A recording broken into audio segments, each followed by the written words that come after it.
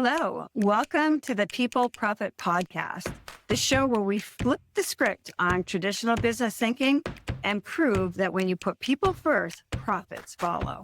I'm Sandra Coker, your guide on this journey to more engaged teams, loyal customers, and a healthier bottom line. These episodes are brought to you by Human Power Solutions, helping organizations unlock the human potential that powers performance. Whether you're a leader, an HR pro, or a curious change maker, buckle up. We're diving into fresh stories, real-world strategies, and a few laughs along the way. Ready to turn your workplace into a profit-powered people machine? Let's get started. Welcome to the People Profit Podcast, where we explore the intersection of people, culture, and performance. I'm your host, Sandra Coker, and today I am thrilled to welcome an extraordinary guest, Dianna Fioravanti, President and CEO of Kuehne Nagel in Canada. Dianna is a trailblazer, the first female president in the company's Canadian history, and under her leadership, the company has not only achieved gender parity, but has also received multiple Great Place to Work awards, including being named one of the best workplaces for transportation and logistics and best workplaces led by women. Dianna is known for her unique leadership philosophy grounded in trust, authenticity, and purpose. And today we're digging in to see how she flips the switch to build connection, inspire teams, and lead with a real mindset. Dianna, welcome to the podcast. Thank you so much, Sandra. I'm super happy to be here today and share what we've done. I know we're getting to meet for the first time in October. You and I have corresponded a little bit back and forth, and I'm super excited to talk with you today, which will make our meeting in October even better. So, Absolutely. So what has inspired you to pursue leadership, and how did your journey lead you to the CEO role? Absolutely. So I've taken a bit of a different path through my career. I actually started my career in insurance and risk management. There, learning the importance of solving problems for clients and building strong relationships. I had a mentor years back that would always say, if you want to grow in your career, you got to solve bigger problems. And I think you've heard that too, Sandra. Yeah. That foundation led me to leadership roles in companies like R.E.A.L, global company, an economical and national company here in Canada, where I managed national sales teams and underwriting teams and really discovered how culture and people can drive results. Yeah. And in 2014, I became CEO of R.E.A.L Insurance in Canada, later president for North America for the same company. And in leading R.E.A.L, it was an incredible opportunity to grow a business while creating culture where people felt empowered to succeed. And that experience taught me that the right environment can truly unlock potential, not just for individuals, but for entire organizations. And then in 2022, I took over as president of Kuehne Nagel Canada, so the role I'm in today. And right now I oversee 2,100 logistics professionals, and we've got about 40. Wow. Yeah, we got about 40 locations across Canada. So we've got about 25 warehouses and we've got 15 branch offices. And our teams, as you mentioned, we're recognized in Great Place to Work and one of Canada's best workplaces. And what excites me the most here is how investing in people and culture have really driven not only better results, but better service and experiences for our customers. And we have our customers are across all verticals because we move goods around the world and we store them, but healthcare, automotive, high tech, consumer goods. And so all of the experiences I've had both on the insurance side and now in logistics have really been inspired my upcoming book called Flip the Switch, which is about moving past fear and past playing it safe to igniting both personal and professional potential and truly crushing it. So the book's called Flip the Switch, from playing it safe to crushing it. That's awesome. And for me, it's always been about that connection with people, connecting the purpose and connecting that with performance. And so that's what really inspired me about your podcast. And I was super happy to be part of that today. It's funny, our introduction, we talk about flipping the switch in the introduction to our podcast. So I love that. And I'm excited that you're writing a book. I've got a list of questions here for you, but this one here is just from what you just said. Why do you think it is so hard for so many CEOs to understand that when you take care of your people, your customers and your clients get better service? What do you think is the barrier there? Because when I talk to CEOs, they're like, oh, that, I guess that makes sense, but it's a new concept. It's interesting, throughout my entire career, it's almost like I've been swimming up current with that sort of thing. And I think a lot of it has to do with the market and what the analysts and investors are expecting in the traded companies that I work for. It's easier, I think, to manage stuff and manage results, and that of which is certain. And what's interesting for me is that we're coming up into, in the last number of years since COVID, that there's a lot of uncertainty around us. And I often share with leaders that no longer do we have 3 to 5 year plans anymore, because not certain. We don't have a process anymore is not certain because of AI. There's so many things evolving. Organizational structures are evolving because the market and environment is changing. So that's not certain. Yeah. The only thing that I put all my investment in is culture and people, because culture can be certain. When people walk through my doors here in Kuehne, I don't know, what's happened to them at home, but I want to guarantee you that when they walk through those doors, that they feel psychologically safe, that they have an environment that they can thrive in, and they feel connected to a culture and to a family that they can always count on. And so for me, in a time of uncertainty, this is what we can provide as leaders. And it's not easy because it's not easily measurable. And I think that's why historically it was never popular, because nobody could ever measure the true impact. Although I think now that we're seeing a lot of engagement surveys and we've got a lot of sort of measurable ways that we can see the impact, things are becoming much more clear for leaders. Yeah, just retention and just the attraction of talent. Like I always talk with our clients, like, you want to be best in class of a place to work. People have to know someone to get in, right? So people don't leave. And not because they feel secure, but because they don't want to, because they love it. So where in your career did you just flip that switch, right? Where you really had that moment of, oh, this is where it's at. Do you remember that moment where it came to you? So yeah, and it was actually the first year when I took over for Nakora, when I became CEO for the first time, where I came into an organization that I had assumed a lot of things about the business. It was a very profitable business from the outside, but on the inside, it was very much an old mom and pop type organization being run. And so I realized when I came in that there's a lot of things that were broken, and it had been managed by someone who was very control and command around results. People weren't really allowed to speak up. People lived in fear. And coming into that organization, it was not necessarily an environment that I was familiar with. Yeah. So it was a very tough go for the first number of months. And I had to figure out who my allies were, who wanted the same type of culture that I did. And I realized the only way to fix this is to create an environment for people to feel safe, to speak up, so that we could innovate, so we could create better processes, we would have better systems, that we could actually collaborate to drive customer experience. And that took time. And I had to figure out how to build the trust. And it was a lot of getting into the grassroots of the business to understand, so that I could actually build out that roadmap forward for everyone and get them to buy in. And a lot of the ideas came from them. Yeah, I know. And so that's interesting, because I think you and I both know that there's oftentimes the feet on the street, the people that are actually interacting with the customers and the clients, and the ones that are doing the work often get forgotten. And that's the love of Power Solutions, right? Is that you take care of those people and everything else will just float up. How did you, I couldn't imagine going into an environment and working day to day in an environment like that, right? Where it's like you are afraid to say anything or do anything. And there must have been a lot of baggage that people had around that. Were you well received, or was it real cautionary? And what did you do to break through that? People were so scared. So I came in, I think I was in my mid 30s, and I was pretty much the youngest person in the organization. And yeah, people weren't sure how to take me, and I was female. That was first.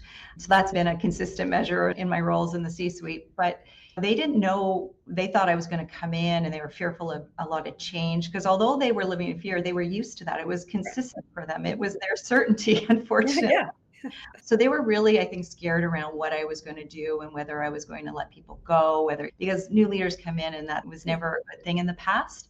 So I really took my time to really understand what was going on in the organization. I met with each person individually. Again, that's how I found my allies. And then I had fireside chats every week, get to know Diana. And I would talk about me as a mom. I would talk about me as a wife and as a business person, my journey. What are the things that are important to me? I talked about my values.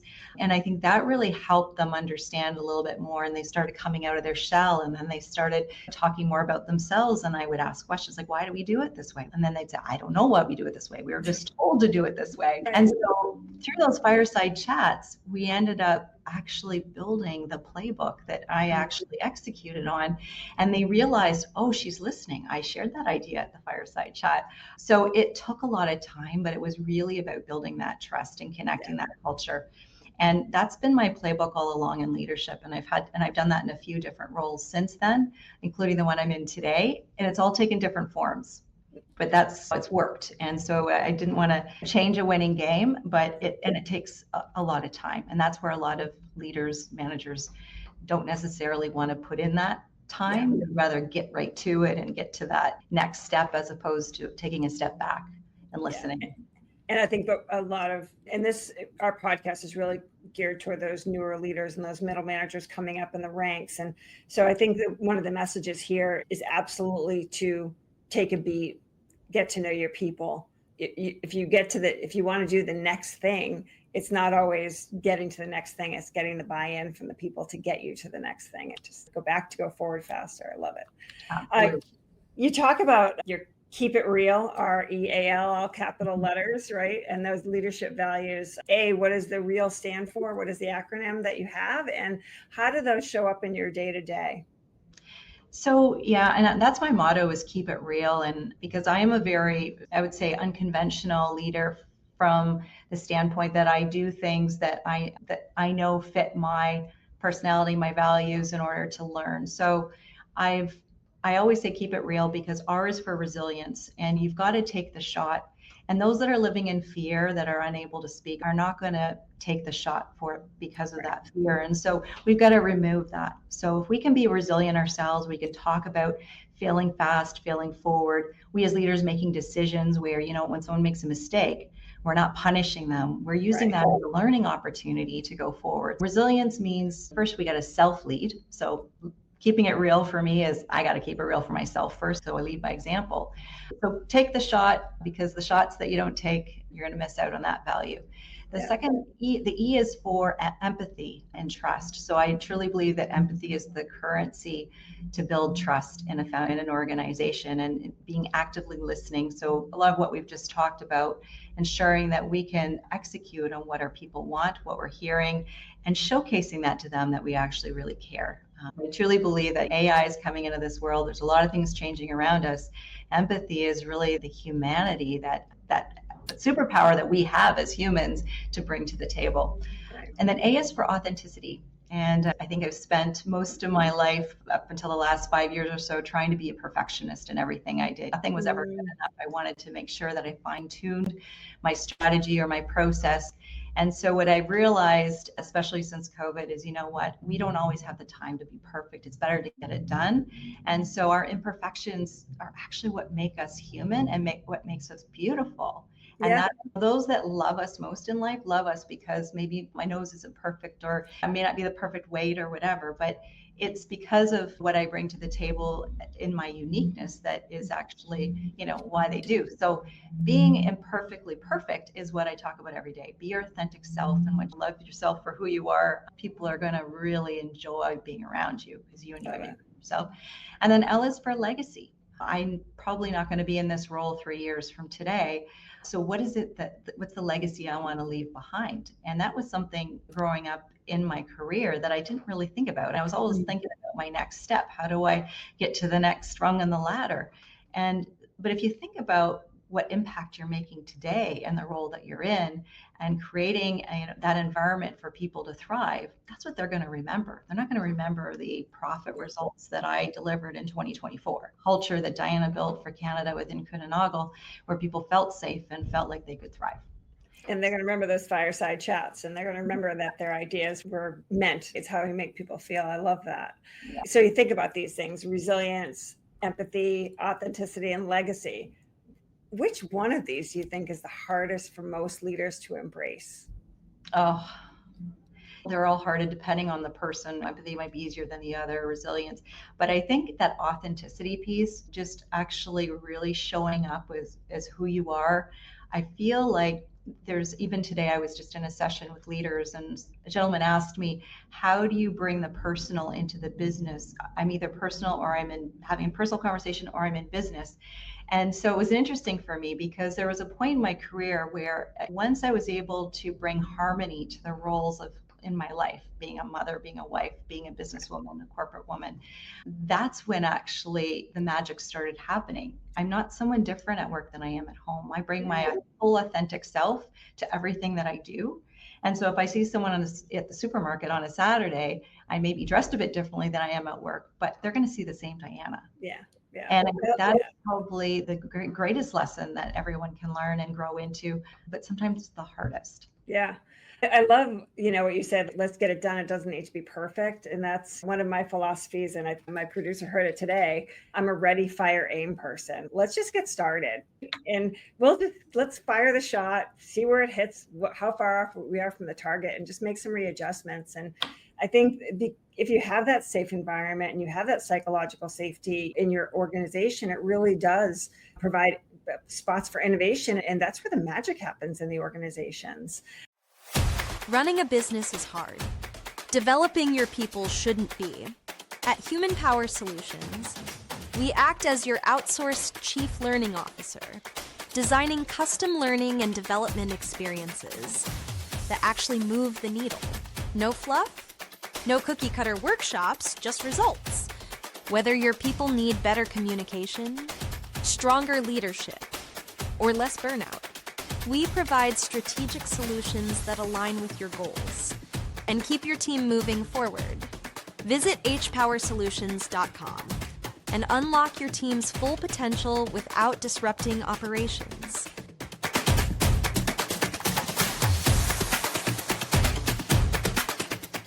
You have a large 2,100 people. That's a lot of people to be in charge of. How do you encourage that psychological safety and communication across that entire team? And actually, we just made an acquisition as well. So that's another 500 people that we're going to be integrating. So we're getting bigger as we go. I think so. I know what actually really helped move the dial in that respect was usually in that type of organization where people are feeling a little bit fearful, it's usually a control and command type of atmosphere. And so coming into all of my roles in the last number of years, I had to say, I got to get rid of the hierarchy. Now, hierarchy is important in some things when it comes to processes or whatever customer requirements there are. But in a communication style, for me, I needed to get rid of it. And part of that meant me as the CEO needed to come down to the grass level, the grassroots of the organization once again, to speak to people, to get to know people and let them know it's okay for you to direct message the president if you have something to share. I actually opened up a new email chain, future.forward@kuehne for people to share great ideas with me in various ways. But by doing that, going into an organization with my jeans on, having a cup of coffee and doing a fireside chat allowed them to see that being a CEO isn't about being in a suit all day, being stuffy and trying to be perfect, right? So I showed them that authenticity and I shared personal stories, my journey, and I think showcasing that really helped them understand, okay, this is like a bit different than what we're used to. Then my team, my executive team, we all caught on this bandwagon and we realized we got to get closer to the front lines. So they started doing coffee with a VP. And every month we have a different VP that's spotlighted, and they just, whoever signs up for the sessions, they can ask whatever they want. Our VPs share about their personal lives, a lot of which we got 50% women. So they're talking about 2 are on maternity leave right now. And they've shared a lot about how they juggle their life and how we've made things more flexible for them to have a corporate career as well as being a mom and being a wife. So it's really helped to bring that real authentic leadership down to the front line so people can really see, and we're very transparent. I share my travel plans. People know where I am. There's no secrets. It's really a very open atmosphere that is really, over time, has really improved the psychological safety and created that safe environment. That's great. That's what a wonderful. We wouldn't be in business if companies were all like yours. So I'll save that statement for a minute. What does it take to really build a star team? You mentioned that in the prep time, not just a team of stars. So I think about the NBA where you've got like the stars and they're like everything, but what does it take to build that star team? So years ago, you would try to find the star player to bring on your team, and there was always protocols around the hiring and a lot of confidentiality around who knew who was applying. And as last 5 or 6 years, I realized, listen, if we want to build a collaborative team and really feel like we are one, we all have to have a say in who joins the team. And so as a very collaborative leader, I'm just hiring right now 2 executive roles for our team. Very unconventional way of interviewing, but I interview people in various different ways. I have different members of my team coming in at different times. We do a meal, we do one-on-ones, we do team interviews. So someone will come in 3 or 4 times before we actually get to the final round. And through those sessions, we find out more and more about the candidates, and the candidates get to find out more about the team they're joining. By doing this, we really get a well-rounded individual. Not only do they have the skill set, but we also, will they have our backs? Can we trust them? And I often share, this kind of sounds weird, but when I'm looking for someone on my team, it's almost like you're looking for a life partner. In our business, we're global, we're traveling around the world. Do I want to travel with this person? I want to spend 2 weeks in Asia with this person. So I'm thinking about all these things as I'm hiring my executives, because we spend a lot of time together. Right. And it really helps to build that star team. So by the time they come on board, they know what our team is like, what the expectations are, that it's more than just showing up to run their line of business or to run their functional unit. This is actually, you're part of a board and you are going to be leading by example and very collaborative, working together for the goodness of all of the people here across Canada. So you have to have the best interests of everyone at heart, regardless of your role in the team. Yeah, that's great. Did you ever, so as a younger leader coming in, thinking back to the days, did you ever deal with imposter syndrome when you're coming up in the corporate world? And then thinking about the young leaders that are listening here today, what advice would you give to people to get through that? Absolutely. I think early on in my career, for sure, I suffered from that a lot. And a lot of it was growing up in male-dominated industries. I was often the only woman at the table. So I was thinking different. I was very much, my thoughts and my strategies were very different. My values sometimes were, so I didn't sometimes relate to the men that I was working with, and often felt like maybe I need to be more than like them. So I would not wear dresses. I would wear suits. I would downplay anything that was feminine for quite a long time in my career. And one specific instant, I was hired as my first vice president role. So going from management as a VP. And I was hired in a highly technical role in the insurance industry, when typically I has always been in general management. It's been in sales, leading teams. But this was a highly technical insurance underwriting role that would be going to Bermuda to negotiate reinsurance deals. And it was a big role. And I remember being recruited for it, and I thought, oh my God, this would be so cool. It was for a great company.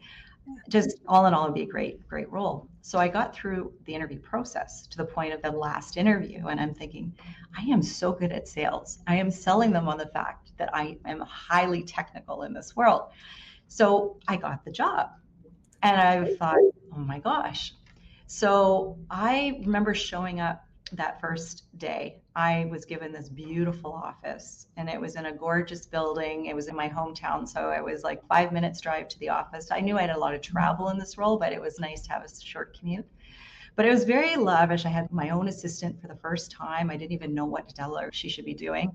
So I was thinking, how did I get here? Like, I can't even believe I'm here. And do they even know that I'm not highly technical in this role? And the person that I was replacing, who had been promoted in the organization, he was like the Siri of insurance. You would just ask a question, and it was bang, he knew it. Yeah. So I was spending the first few weeks trying to get to know my team, and realized I have a lot of technical people around me. Like, they knew a lot of stuff that I didn't know. So I'm like a sponge. And I knew insurance, but not to the wording. So that people don't want to read and get bored about.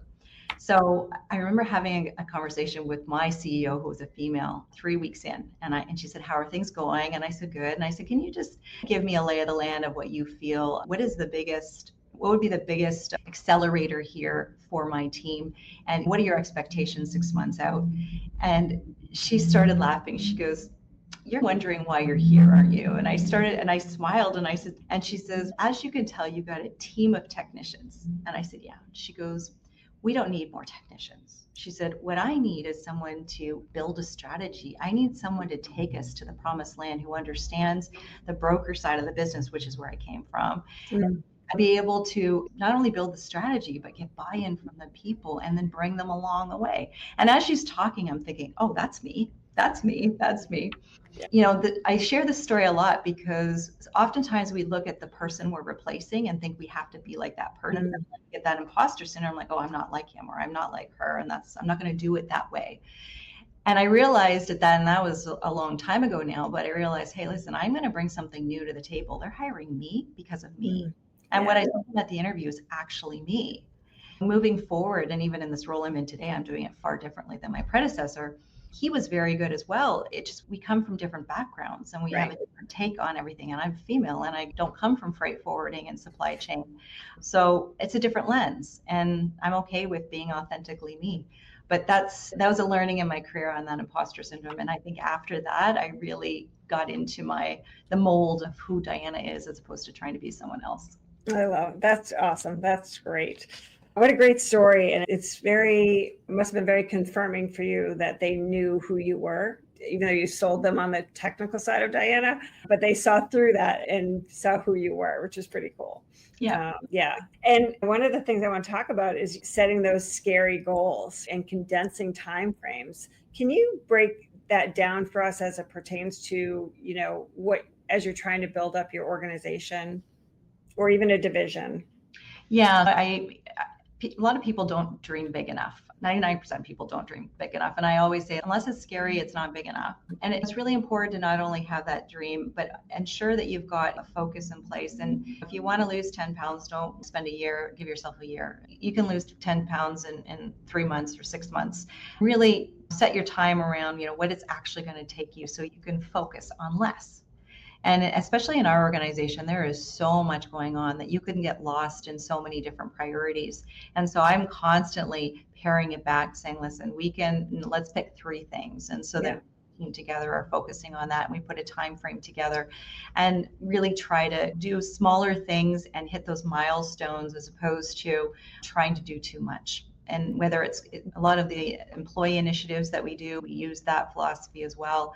And people are buying into that. And then we celebrate the little steps forward rather than waiting till the very end so people can see the progress. We can actually communicate the progress that we're making. So we're all feeling good about what we're doing. I love that. That's great. That's great. And you've mentioned a couple of times you're a mom, a wife, a business person, and people might look at you from the outside and say, oh, she's got it all. What does that look like for leaders? And how, in today's world, remote work, hybrid workplace, all of that, where there's no more of this work-life balance. It's just it's all blended together. Yeah. So how can leaders redefine that phrase, having it all, without burning out? It's interesting for me, this notion of having it all is really subjective, right? And it's evolving. Mm-hmm. What does it all mean to you? What does it mean to me? And I really believe in taking the ownership back in what it means for you personally. We talked about just going for the shot, being resilient. Messy is the new sexy. It's okay if it's not perfect. We just got to go do it. And we often also talk a lot about it's okay to delegate. And as a woman, years ago, I couldn't order groceries and have them delivered. There's a lot of things online you couldn't do, and now you can. So if you can actually spend more time with your family and on meaningful things, and then just delegate the stuff that actually causes stress and that will take away from your personal relationships. I've really learned that. So you can have more of what you want by actually doing less. Yeah. I love home delivery. I love meal delivery, all of it. I Love it. And it's not that I have the time. I just hate doing it. I'd rather be doing other things. I grew up in a household, in a family household, where my mom was perfect in setting tables, and she was a great cook, and she did a lot of things to bring the family together. So there's a lot of pressure on women to be that perfect wife and perfect mother and do all of these things. And so I realized that you can't do it all. So what can you delegate? What can you do together with your family so that it's not just all on you? There's a lot of different choices we can make that I think are just as important and can be just as valued by your kids and your spouse and your family. Yeah, I agree. Yeah, for sure.